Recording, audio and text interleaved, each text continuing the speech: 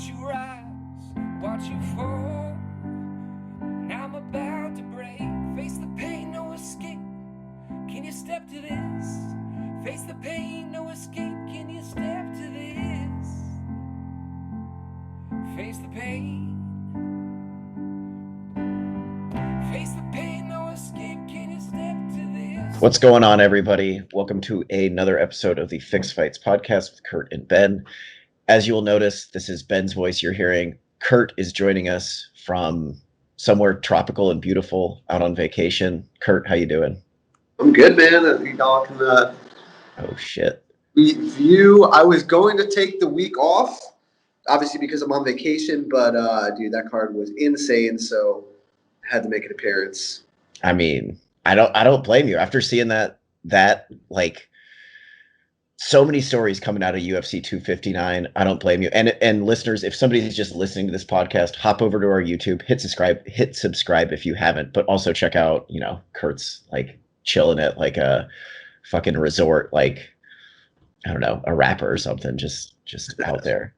I know, right? I wish I could do the podcast from here every week, but sadly I'm generally stuck in cold-ass Connecticut. Yeah, I don't just wish I could do the podcast from the tropics. I wish I could just live in there, but yeah. Whatever. All right, so let's hop into UFC 259 because, like I said, there's a ton of stories coming out. And I guess we'll just start at the top here. The main event, Jan Blachowicz doing what I think most of us kind of didn't think was possible, beating Israel Adesanya in a 5-round decision.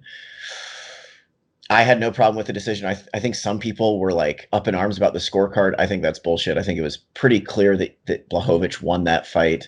And the size difference, I felt like played a huge factor in this fight. Kurt, what were your takeaways from the main event here?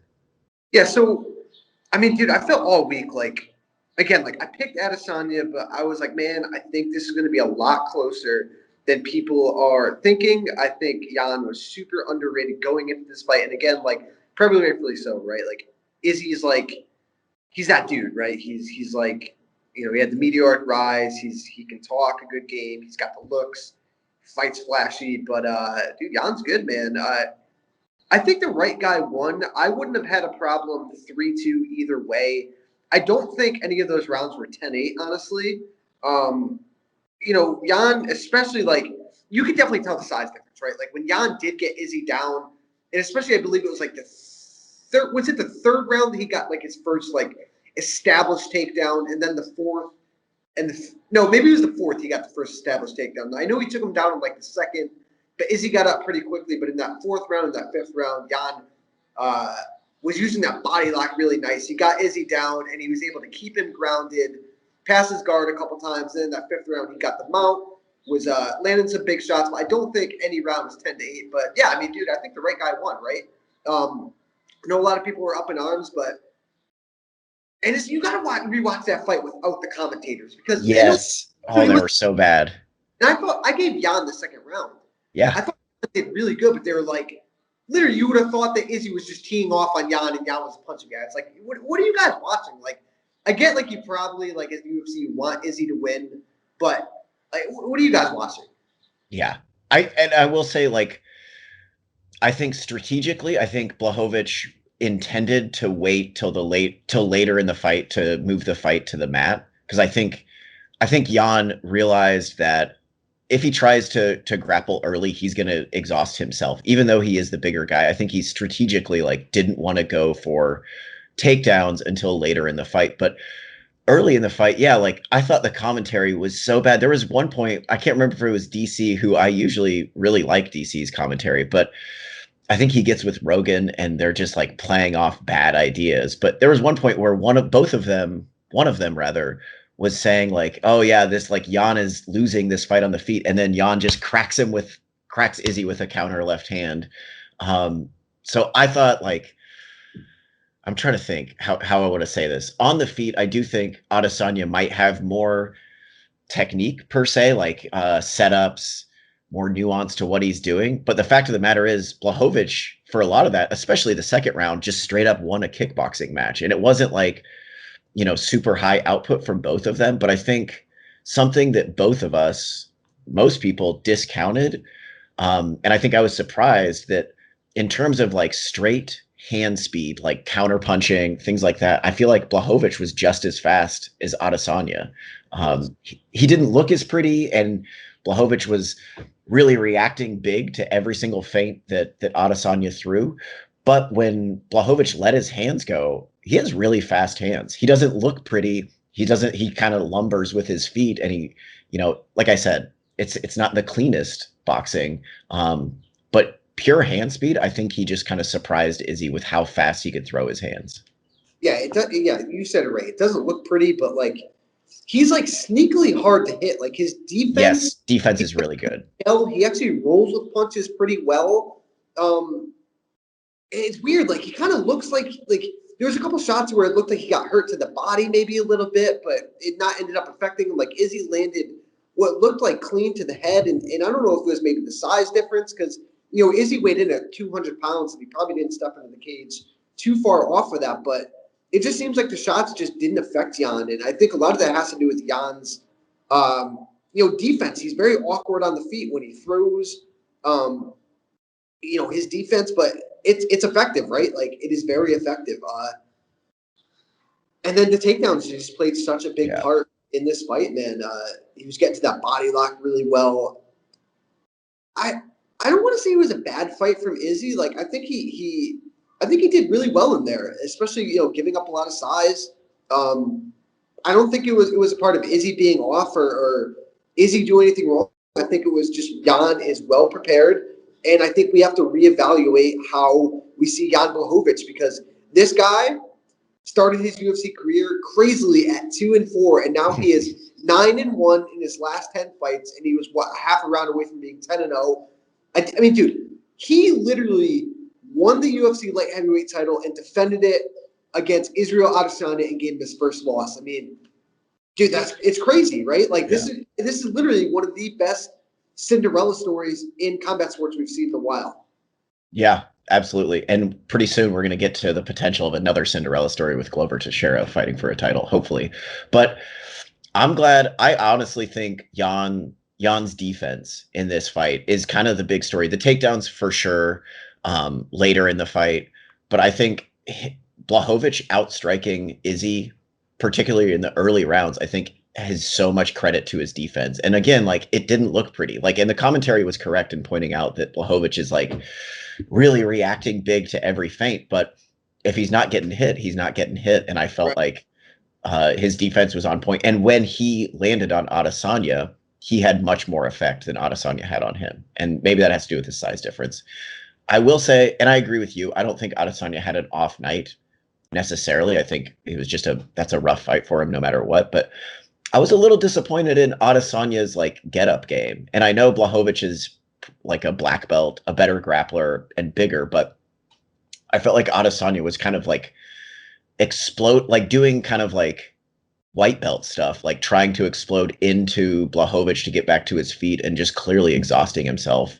So I think, and we saw, I'm trying to remember if Adesanya struggled to get back to his feet against like Marvin Vettori really early in his career, but I think his get-up game is something, a small hole. He has, I think, on average, very good takedown defense and defensive grappling, but he was just stuck under Blachowicz and didn't really seem to be efficiently working to get back to his feet. But again, I think that's a big credit to Blachowicz. We just haven't really seen anyone be able to exploit it yet on the level that Jan did. And again, just going, dude, Jan probably weighed about 225. Yeah. In that fight, I mean, I don't know. I guess we haven't seen enough of it. I definitely think Jan is the better grappler, and I don't know. It's just some shit that Izzy's got to work on. I don't know if there's very many 185ers that are going to be able to take him down and hold him down like that. So I think a lot factors into that. I will say though, really quick. Yeah. I think we both agreed on this with Conor McGregor, Dominic Cruz, a couple other guys that like they're at the top of the game, but like there's certain guys that like when they lose, they know how to lose. Obviously, Ronda Rousey is the complete other side of the spectrum, but so far it looks like Izzy's one of those guys that like he's saying all the right things. I really like what he said after, he said, I've lost before, I've lost in kickboxing. boxing I've lost in life, so a little bump in the road. If you want to jump off the train, jump off now. Fuck you guys, whatever you wanted to say. But I really liked what he had to say after this fight. It seems like he didn't take it too hard. And again, like, dare to be great, right? Like, he was the guy going up. You could obviously tell that he was giving up a lot of size. But again, like, I think he made the strategic right move to move up now and not against John Jones. Again, like, I'm not piling on Izzy while he's down, but John Jones fight, I'm sorry. I would have said this prior to this fight, and I'm saying it after, would have gone far, far worse for Israel Adesanya. But, yeah, dare to be great. I really like what he had to say after this, and it seems like he's taking the loss pretty damn well. Yeah, I'm glad that you brought up John Jones. I was going to bring that up, but, like, obviously I think that fight is off the table, at least for a long time, just because we now see what Izzy looks like at 205. But I 100% agree with you. Is like, I'm not any less excited to see Izzy's next title defense at 185, right? Like, if anything more, because I know, like, he's about it. Like, he's willing to take huge risks to achieve what he wants to be. So, like, and I'm pretty sure it's going to be a rematch with Robert Whittaker. I think Whittaker gets past Costa. And I'm not any less excited to see that fight, even though we just saw Adesanya lose. And even though, in all likelihood, Adesanya beats Whittaker again if they rematch, but I'm all about it. Yeah, no, like, big loss to Adesanya's stock. Yeah, I mean, you have Robert Whittaker. I'm still so down for that rematch. I think it could look completely different. Darren Till's still there. Marvin Vettori's looking really good. It's not like, yeah, he beat a lot of the guys at 185, but it's not like he had to take this and there's just nobody. It's not like an Amanda Nunes situation, right? He's got guys to fight. He's got hungry guys to fight. I think he's going to go back down to middleweight and have a lot of interesting fights for the foreseeable future. So, I'm not too pissed that he's going back down to middleweight, Absolutely. And then the flip side, Jan Blachowicz, I think we all agree on what's next for him. It's got to be Glover. Like, two old, like, lumbering light heavyweights. I want to see that fight so bad. Dude, I do too. It's like, yeah, I mean, Glover Teixeira at what, 40, 41 years old, getting a Jan Blachowicz versus Glover Teixeira for the UFC light heavyweight title in 2021. Like, who the hell thought we were going to see that? And, dude, it makes the most sense. And I got to say, I'm really glad that Jan, after the fight, said Glover's next. Glover deserves this. I want to fight Glover. Like, props to Jan. He didn't call out anybody crazy. Not that I think he would have, because he doesn't seem like the glam money fight type of guy. But, dude, it's the fight to make, and it's a really, honestly, interesting stylistic matchup. I mean, Jan's a great grappler.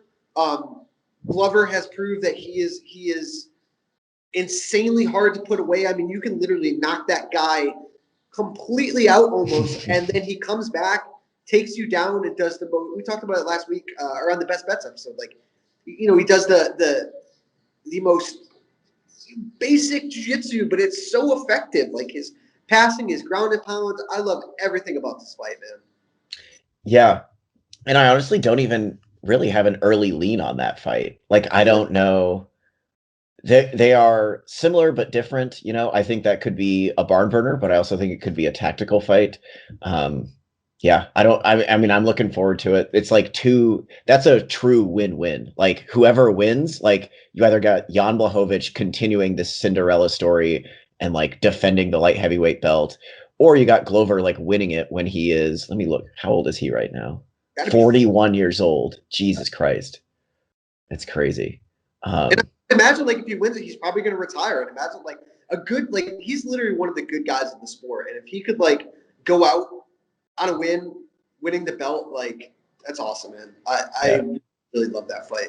It's got to be some sort of record for time in between title challenges, because he fought John Jones at UFC 172 in 2014. And now he's probably going to fight, for a title sometime in 2021. So we're talking 7 full years in between title shots. Pretty fucking crazy. Pretty crazy. All right. Co-main event, man. Amanda Nunes just beats the ever-loving shit out of Megan Anderson. Dominates for the entire 2 minutes and 3 seconds of the fight. Hurts her on the feet. gets her on the ground, beats her up, gets her in an inverted triangle arm, like flattens her out on her back, then moves to an inverted triangle, threatens with an arm bar, moves to, I think the tap probably came from like an Americana type shoulder lock from that triangle position, but I don't have much to say here. I mean, we kind of expected this result. What are your takeaways from this fight? Dude, there's not a lot to say about the actual fight, right? I will. Did you see the video of Megan Anderson like walking in? And again, like I've been, yeah. Listen, I was completely wrong about Cyborg, or I'm sorry, Amanda Nunes in the Cyborg fight. I read her body language. I thought her body language didn't look very good, and look what happened. But dude, Megan Anderson did not look well. Walking into the arena, I didn't think she looked well. Getting into the cage, I mean, maybe everything just hit her at once. Like shit, I'm fighting Amanda Nunes, and it looked like it came through in the fight too. Like Amanda was throwing bombs, and Megan was just not reacting. She was kind of stationary. She was getting hit. She was getting leg kicked, and then it just snowballed into her getting dominated. I almost think like the triangle armbar was like Nunes kind of showing some sympathy to her, because she could have kept just absolutely demolishing her from that turn position. So she might have given her a little bit easier of a way out. But yeah, not too much to say about the fight. I just, after the fight, it's like, who does she fight now?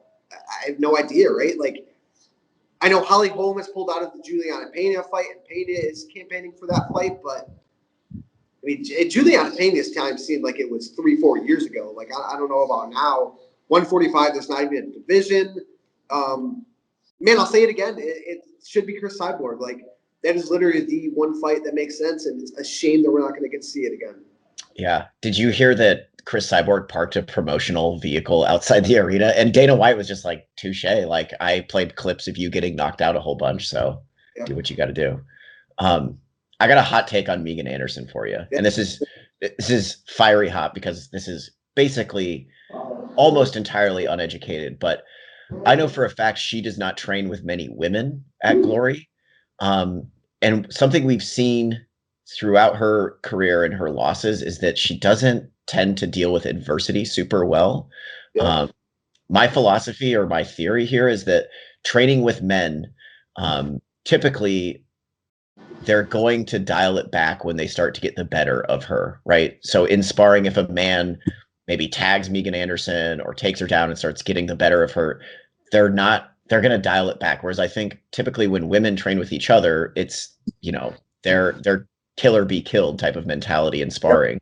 So I think you saw kind of the downside of that, is that the moment things get hairy, Megan Anderson kind of seemed to fall apart. Like I agree with you. Like, she looked out of it even before the fight, but especially in the fight, like the moment, like the first punch Nunes threw, it looked like Anderson was just like pure panic mode. And then on the ground, I don't think she quit, but there was like no urgency. There was no like defensive grappling. It was just, she seemed completely out of the fight the moment that Nunes decided to attack. So I don't know. I would like to see, I don't know what is next for Megan Anderson. I don't know if there's any 145ers left. As far as Nunes goes, I think Juliana Pena is probably the only real option, but Nunes said she also wants to continue to defend her 145-pound title as long as that's possible. So I wouldn't be shocked if you see her kind of do the Chris Cyborg thing, where just random bantamweights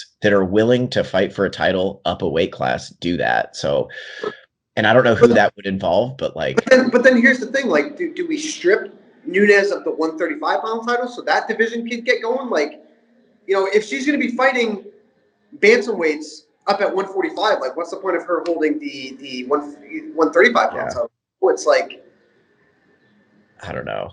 Definition of cleaned out divisions, like I don't know where else she goes from here. But again, like, she's getting paid a lot, right? She's adding to her already ultra impressive legacy. Like, for her, like, this is great for her. Yeah.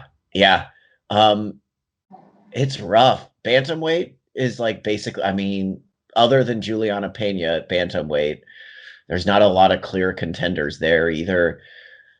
I don't know. I mean, I think the only other girl that's going to make it interesting with her is let's say, and she's got a tough test in front of her, but Valentina gets through Jessica Andrade, like, sign me up. I'll watch that fight 10 times. Like, both of the fights were ultra close. I actually thought Valentina won that second fight. So if they run that one back again, champ versus champ at 135 again, like, that's a good fight. I want to see that. But other than that, there's not much out there for Nunes. Yeah, very, very much agreed. And I also think, I don't know about you, but I thought Nunes looked bigger than she has looked recently at 145. She looked really, like, filled out. So and not even like a pudgy big. Like, yeah, she looked filled out. She looked good.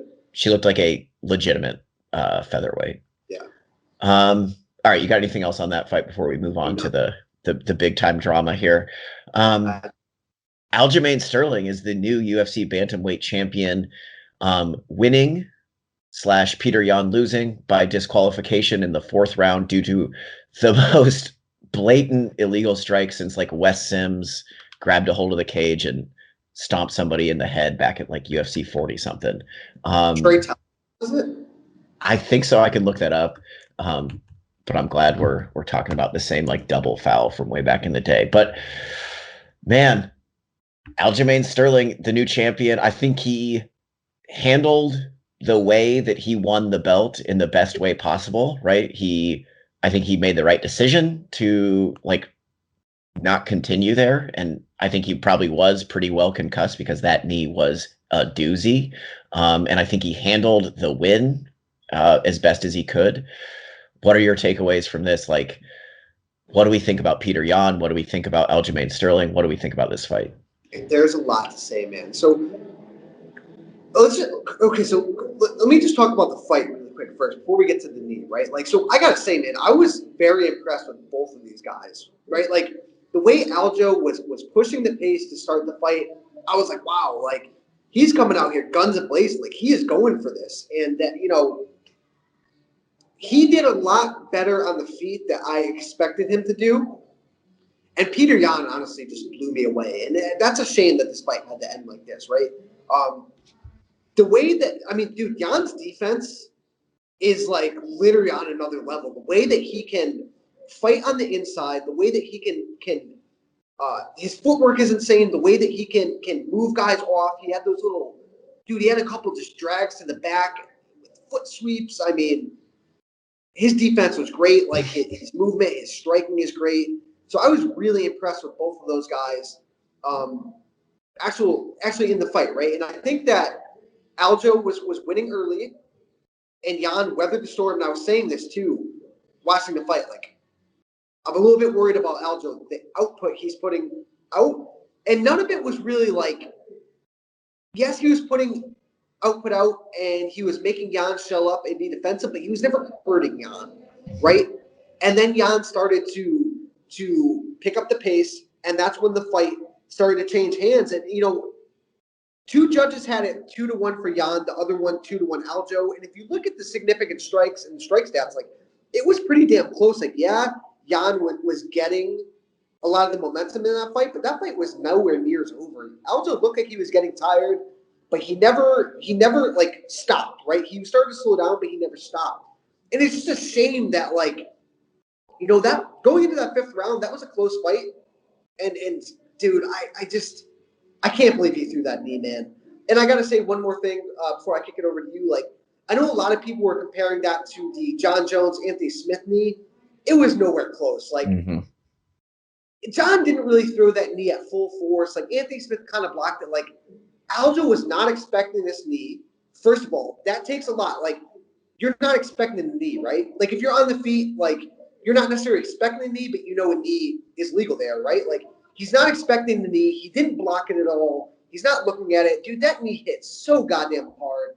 That was way harder than the John Jones, Anthony Smith knee.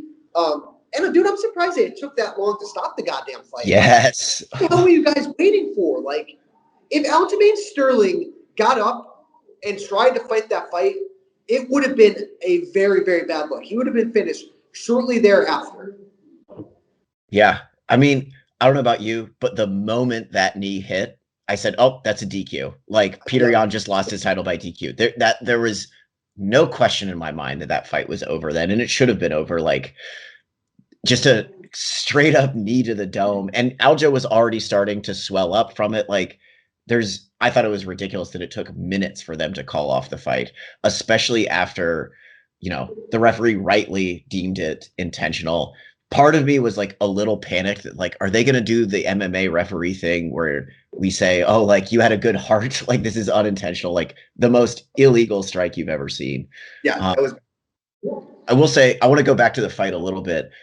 100% agree with you that this was like shaping up to be a really interesting fight. I feel like Jan was really taking that fight over. Like, I think had it continued, I think Jan was most likely going to win.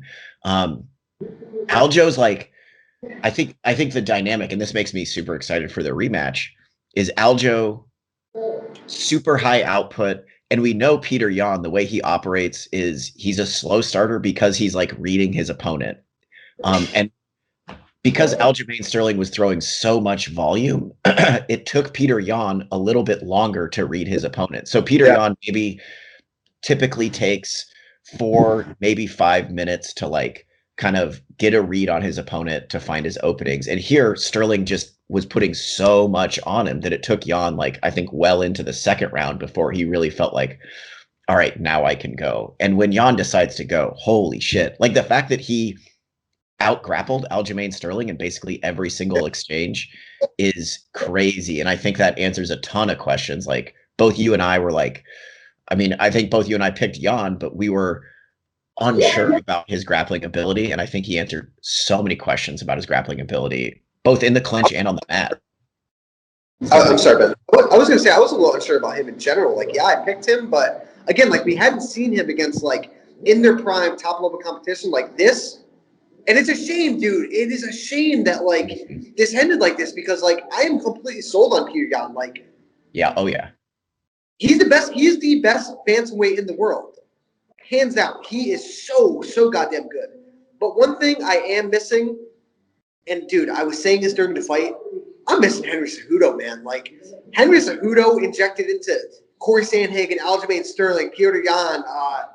God damn, man. I'd love to see him come back. I know he's hinting at it, but I don't know. He's all talk right now. Like, let's see you sign a contract and stop like because he's calling out everybody from Figueiredo to Volkanovski. So I would like to see him come back at bantamweight. Who knows? But yeah, dude, it's a shame, man. It is a shame that this happened. And again, like a lot of people are getting at Aljamain Sterling about like, dude, no way. Without him paying attention, without him knowing it's coming, like, stop. Like, I highly, highly doubt that Aljamain Sterling wanted to win the belt like this. I truly believe him that he didn't even expect to win the belt. But what do you want him to do? Like, he trained his ass off for this fight. Like, he celebrated with his friends and family. He also released a video today explaining the situation. And, dude, like, what is he supposed to do? Like, they're going to rematch. And he said, like, I'm not going to feel like the champion until I win this belt. Fair and square. Do not criticize him. Yeah. I am 100% with that. And I like his transparency. And we knew this. If you've been paying attention to Aljamain Sterling, you know that he's like kind of a stand-up guy. He's gonna handle it in like the most professional way possible. In that video that you're talking about, where he's basically explains like what was going through my head at that moment. And it's that Dana White's not going to give me another title shot, right? Yeah. I'm going to have to get 3-4 more wins to get back to this spot again. I'm probably not feeling well right now. Like, yeah, like, don't, like, be honest when they say, are you seeing? Like, if he says, no, I'm a little hazy, like, be honest there. So I got zero problem with the way Aljamain Sterling handled this. I think not to, again, maybe I'm full of hot takes and, like, dissecting people's mindset here, but the people I was watching it with, like, we all agreed that Peter Yan has the look of just, like, a psychopath violent guy, right? Like, he is, and I think Peter Yan, when he gets in kill mode, and he's probably been like this since he was a fucking like 7-year-old, he just sees red, and he saw a head there. He heard a voice say, go ahead and do it. And he just couldn't fucking help himself because he is such an absolute killer. And mind you, I think making poor decisions in the fight like that does hurt your stock. Like, I agree with you that I think he's the best bantamweight in the world, but part of being the best bantamweight in the world is having good fight IQ, and part of having good fight IQ is not throwing illegal strikes. But I do think I think we just saw Peter Yan in his truest form is just an absolute killer, and he's like so excited to like knee somebody in the head in that moment that he just really couldn't help himself. Corner advice aside, I think that was a little confusing, but yeah.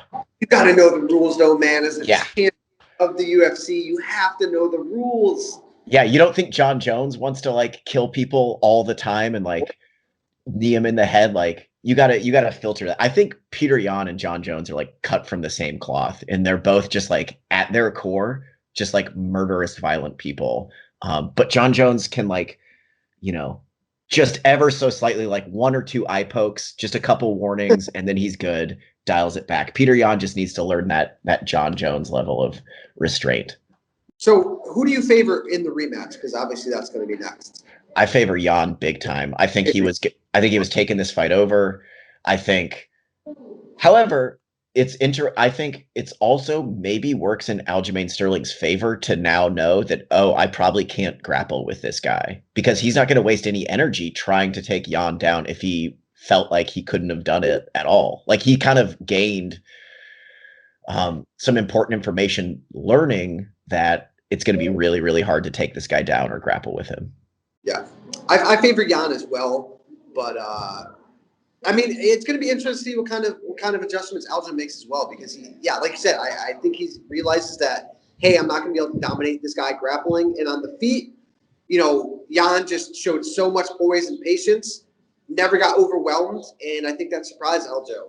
So, but dude, I'm excited for it. And hey, how about this? They're looking to book, it seems, TJ Dillashaw versus Corey Sandhagen. That is a great fight. Dude, I'm pumped for it. And clear number one contender fight. Love it. Yeah. I'm all about that. 135 staying hot. And I also wouldn't be shocked.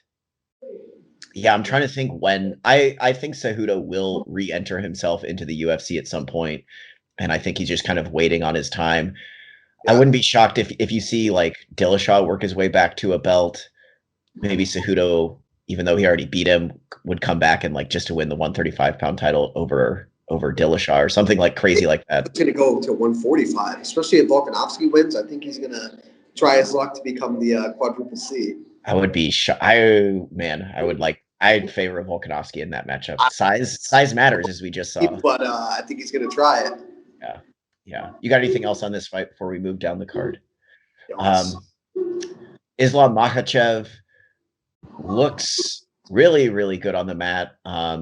Submits Drew Dober in kind of a weird like shoulder crush type choke. It's not really an arm triangle. We liked Dober as an underdog, given Makhachev's like time off and Dober's like winning streak. But dude, what do we think about Islam Makhachev and his mat wrestling? I mean, dude, he looks the part, right? I mean, this is what all the guys that the drum that AK has been beating, right? Like this is the guy, this is the next guy. I mean, he looks great. The striking isn't all that smooth. I mean, he can strike, but it's not all that smooth. But when you have wrestling and, dude, the way he was able to chain wrestle, transition, pass the guard, I mean, it's all there, right? It looks all there, dude. The one thing with Islam Makhachev, I just want to see him be more active, right? Like, There's not a whole ton to take away from this fight. Like, he didn't do anything out of the norm, right? Like, he kind of picked up where he left off. I just want to see him be more active. And, dude, I want to see the Tony Ferguson fight. Like, that is the fight that makes sense. That's the fight he asked for. Like, there's so much history with Khabib and Tony. We didn't get to see that fight. Like, maybe it's not Tony versus Khabib when Tony was on that huge run, but, like, I want to see this fight. Like, that's the one fight for me. Make it. I'll give you one more. Beneil Dariush should be a lot of fun for Islam Makhachev. I would love to see either one of those fights. And I think the UFC might go with like a Ferguson fight, somebody higher up in the rankings, because you got to remember they initially wanted to slot Makhachev in a main event fight night against RDA. So I think that indicates that they want to move him up the rankings pretty quickly. I'm down with either one of those fights, especially the Dariush fight, because Benny has been throwing the hands lately, but let's not forget that he is a phenomenal grappler. So I would love to see those two tussle on the mat. Drew Dober, I think we kind of have seen his ceiling a little bit. No knock on him, but I'd like to see him just in fun fights. Yeah. hopefully some strikers, because he will throw bungalows with anybody. And then opening up the main card, Alexander Rakic puts in a cautious but pretty clear cut win over Thiago Santos. Gets his brown belt after the fight. You got any takeaways on this? Yeah, I expected a lot more here. I mean, for Yeah. Rakic, he gets the win that he needed. I think he is probably one win away from a title shot. I think if he won this fight outright, not outright, but I think if he won this fight a little bit more spectacular, like we might be talking about him fighting the winner of Jan Glover definitely next. I think he's got to win one more, though. Probably the winner of Reyes versus Prochazka. Mm-hmm. And man, with Santos, like, I don't know if it's like coming off the injury, but that's 3 losses in a row now. In his last 2 fights, he doesn't look like the killer of old, especially like this fight. Like, these guys were kind of just standing in front of each other. They played it really smart. And dude, how about Rakic afterwards saying that he stole Santos' soul? What? You steal his soul? I don't get it. I mean, not to win. Yeah. Didn't steal anybody's soul there. I think, yeah, I don't think he stole anybody's soul. I think he has a pretty high. I mean, I don't think this is a fight that gets me super excited to see him moving forward, but I do think like one thing that Jan Blachowicz has shown us as a champion in his past couple fights is that, especially at the higher weight classes like 205, defense really matters, and if you can defend, the other guys at that weight class might exhaust themselves like trying to get after you. And Rakic, and you said it last week that Rakic shows a lot of poise. This was not the most exciting fight for sure, but he's doing the things that show me that at least at 205 he can possibly win a title. But yeah, I'd like to see a little bit more offense from him. And yeah, I think Santos makes me think that the injuries from the John Jones fight kind of changed him. He has not been the same since that loss to John Jones. Lost a lot of his explosiveness. Yeah, and just like, he was kind of known as a wild man, or like a guy that would just decide to go and then take over a fight in like one big flurry. That's how he beat Jan Blachowicz. He just like went bananas, and that's just gone. So I don't know what's next for him, but I would say quite a step back is well deserved for Thiago Santos. Yeah, agreed. And then prelims, there is so much to talk about on this card. We'll try to get through these. Prelim main event, Dom Cruz gets a split decision win. I had it pretty clearly for Cruz against Casey Kenny.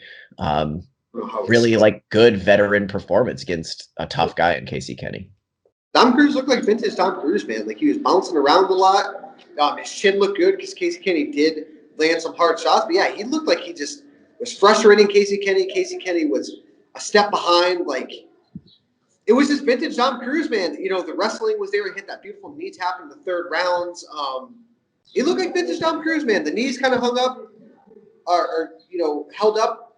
The call out was a little bit weird at the end. I guess about the Hans Molenkamp situation, but I said this before the fight, win or lose.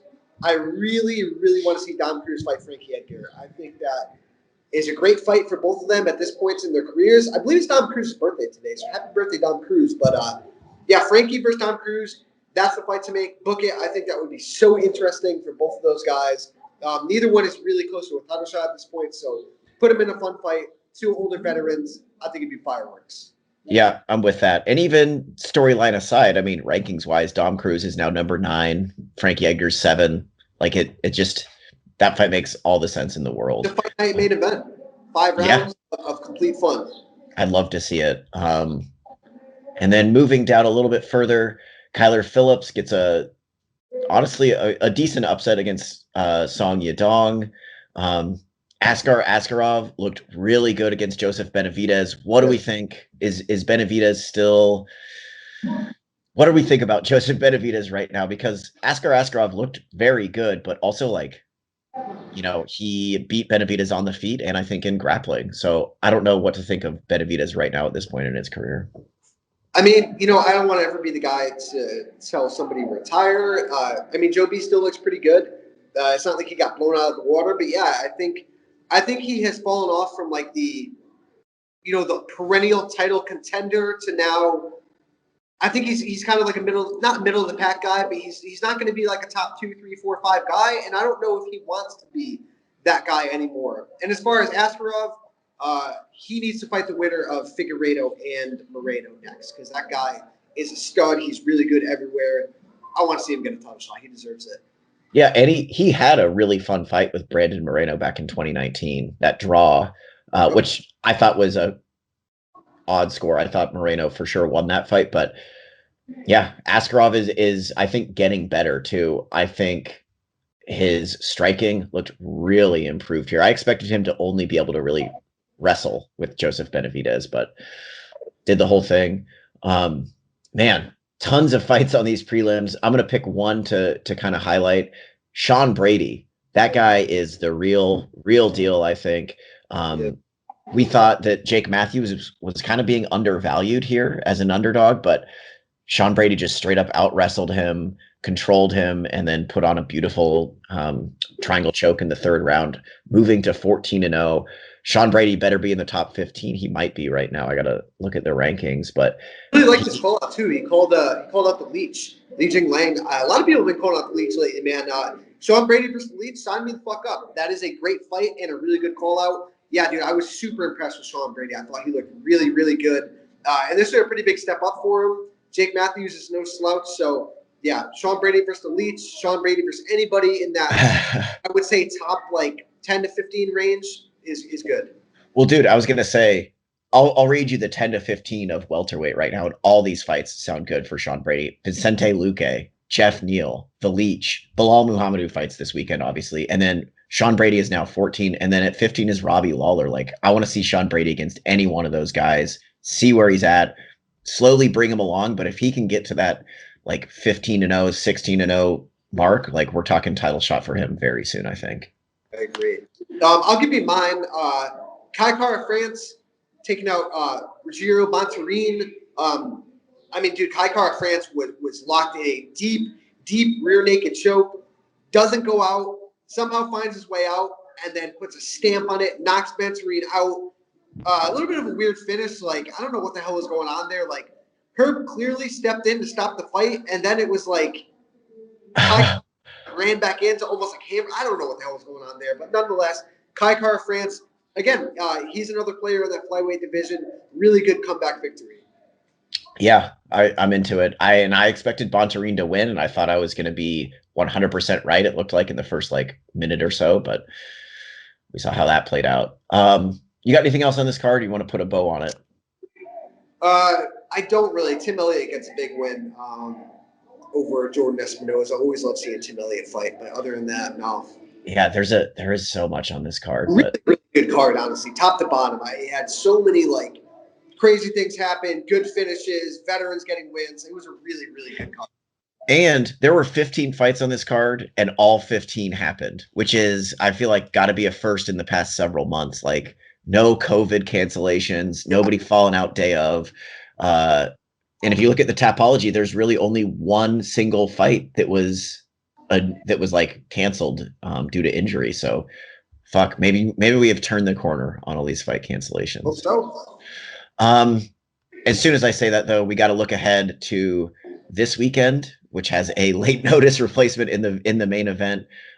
Leon Edwards returning from fucking 2 years off it, I want to say, to fight late-ish notice replacement Bilal Muhammad, who is stepping in for Chimaev, I think. Chimaev, yeah. They tried to. So really, really big opportunity for Bilal Muhammad, who's put together, let's see, a nice little 4-fight win streak. And Leon Edwards has an 8-fight win streak or something, but he has not fought since July of 2019 when he beat Rafael Dos Anjos by split decision. Big step up for Bilal Muhammad. Do we think Leon Edwards' layoff is going to be too much, or do we think Bilal is too much too soon? Dude, I don't know, man. Leon looked really, really good. Obviously winning 8 fights in a row with some decent wins in there, but it's been so long, and Bilal has looked really, really good in this last few fights. So I think, it could be, a little bit of ring rust for Leon and a win-win situation for Bilal that propels him to a big upset win here. I did see a picture of Leon the other day, and he looks fucking shredded. I think he feels very disrespected in a lot of ways. And a lot of this wasn't his fault, right? But I'm going to go Leon here.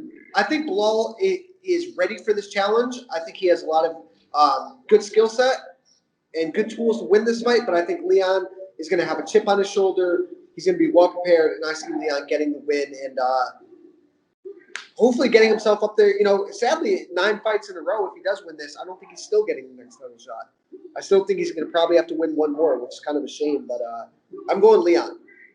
Yeah, I actually think they're pretty similar fighters. Like, they kind of are very well-rounded, generally do their best work on the feet, but can also like go to the ground if they need to.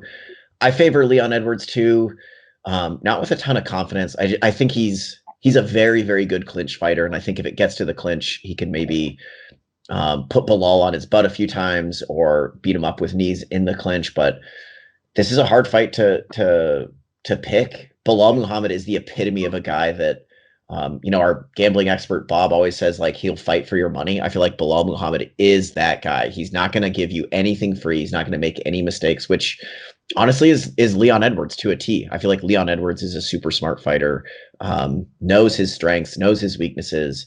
I think this will be a tactical fight, and I would be honestly kind of shocked if we see a finish here from either guy. I think we're going to go all 5 rounds. Both these guys are super tough and I think well matched, but I favor Leon Edwards just winning some positional battles, winning in the clinch, and maybe landing at range a little bit more. But don't be shocked if you see Bilal Muhammad coming out there. He has really good boxing, landing on Leon Edwards, especially early if there's any sort of ring rust here. Let's see. The rest of this card is not, we just had a super stacked UFC 259, so I can't really complain about the rest of this card. Co-main event is Misha Sirkinov against Ryan Spann, which hopefully those guys will throw bungalows, but there is a small chance that it's just 2 big guys getting tired about 7 minutes in. A little bit lower, I actually do like this. Ben Rothwell, love Jiggly Ben anytime he fights against Felipe Lins. But now Cave's back on the card. I'm hoping he has a better showing. A.S. Nicolau was a little bit underwhelming in his debut, but I still think he's a really good piece in that flyweight division. Yeah, I'm glad you brought that up. That's honestly, for me, outside of the main event, that flyweight fight you just brought up, Mateus Nicolau against Manel Kape, that's the fight that I'm most excited to see. I think Kape will let it go a little bit more. He is a very exciting fighter. We just didn't see that in his UFC debut. Hani Yahya is on this card. Oh, go ahead. Sorry, I didn't mean to interrupt you, but looking at this now, we were supposed to see Ryan Hall, Dan Ige on this card. Yep. Oh. Yep. I want to see more Ryan Hall, man. I do. Sucks. Yeah. Dan Ige is a gangster. He was going to fight Ryan Hall, and now he's fighting Gavin Tucker. No disrespect to Gavin Tucker, but I feel like Dan Ige has like everything to lose in this fight. He's a gangster. Angela Hill is on this card. I'm looking, Eric Anders against Darren Stewart. That should be a banger. I don't know. This is they gotta fill this card. This is what 13 fights. But a lot of the times these are the cards that exceed expectations. So we will watch them. Honestly, man, I'm mostly excited just to see Bilal Muhammad have a chance to let his personality shine. Do you have the odds on that fight by any chance? Let me pull it up real quick. Let's see here. Leon Edwards is about a -270 favorite. Comeback on Bilal Muhammad is like +210, which seems right, but I wouldn't mind. That seems a little steep. I think it's a little bit closer than that. Man, I'm looking at the rest of these odds. Angela Hill is a huge favorite against Ashley Yoder. There's some closely lined fights. Dan Ige is a small favorite against Gavin Tucker. I think that is wild. Ige is super, super elite. Yeah, he is. Yeah, I mean, hopefully it turns out well, but not it's no UFC 259. I'll say that. It is nuts. A couple odds and ends before we get out of here. We'll do a little gossip here. Did you see Dan Hardy got released or like cut ties with the UFC due to some sort of altercation? I did. I would love to know more about what the altercation was. But yeah, I mean that kind of sucks, man. I really like Dan Hardy on the call. I think he's very good with John Gooden. So yeah, it kind of sucks, man. You know what I think? I think we're going to see Dan Hardy fighting in Bellator soon. He has been hinting at a return to the cage in a long time, and I think maybe the UFC didn't make that super easy for him. And I think now that he's a free agent and might be needing a paycheck, I wouldn't be shocked if we see Dan Hardy fighting either at welterweight or even middleweight in Bellator or something like that. But yeah, kind of a weird thing. Hopefully we'll get to see him hopefully we'll get the full story on what happened. I don't want to hate Dan Hardy, so I don't necessarily want to like learn that he was a total asshole to somebody, but if he was, I'd like to know that too, I guess. Yeah, I would like. Yeah, I want to know the whole story before I pass too much judgment on it. One more story before we get out of here. This is pretty new on MMA Junkie. The ABC, so the Association of Boxing Commissions, issues new recommendations on cannabis sanctions, labeling THC as a performance suppressor. So it looks like we are continuing to evolve our much outdated views on the use of weed in competition. And I'm just now reading through these things, but I'm glad that we're calling weed a performance suppressor rather than enhancer now. That's kind of wild. It's crazy. It's so flip-floppy. Can we just like squeeze weed, man? Just stop talking. This guy smoke want to.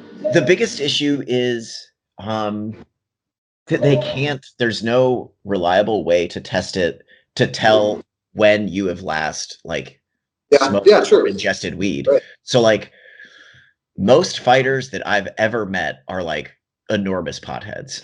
Maybe some less than others, but most guys, especially during camp, are smoking or using weed like basically every day. And the rules state that you're just not supposed to use it 24 hours before the fight. Yeah. So like weigh in until the fight, you're not supposed to use it. And the issue is, of course, that there's no reliable way to test whether you've used it in that 24-hour period. Because I think most guys are like doing fucking dabs right up until the weigh-in just to get through it. So hopefully we're gonna see some more loosening of this, but this seems like a good thing. Yeah. I'm done with seeing like Kelvin Gastelum get his like 80th suspension that he just doesn't fucking care about. That kind of shit. It's ridiculous. Yeah. All right, man. You got anything else? I don't. I'm good, man. I got it all. Yeah, we'll let you get back to that vacation. All right, guys. Once again, listen to our podcast, watch our podcast, subscribe on YouTube, subscribe on iTunes, Spotify, SoundCloud, share it with your friends. We love it. Thanks. No escape, can you step to this? Face the pain.